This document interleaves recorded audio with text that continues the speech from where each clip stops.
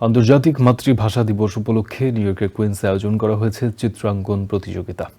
All county health কেয়ারের আয়োজনে সোমবার দুপুরে এতে অংশ নেয় বিভিন্ন বয়সী শিশু কিশোররা। বাংলাদেশের শহীদ মিনার সহ বিভিন্ন চিত্র অঙ্কন করে প্রতিযোগীরা। বাংলাদেশের প্রতি দায়বদ্ধ থেকে এ ধরনের আয়োজন করছেন বলে জানান অল কাউন্টি হেলথ কেয়ারের প্রেসিডেন্ট অ্যান্ড সিইও। আগামীতেও এমন আয়োজন তারা করবেন বলেও আশা জানান তিনি।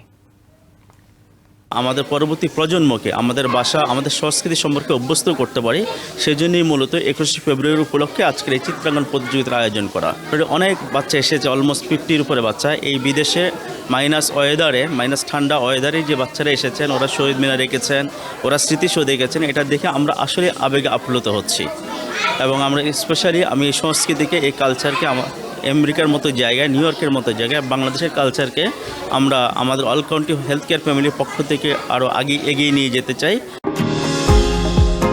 নিউ ইয়র্ক থেকে সম্প্রচারিত TVN 24 টেলিভিশন বিশ্বজুড়ে বাঙালির কণ্ঠস্বর।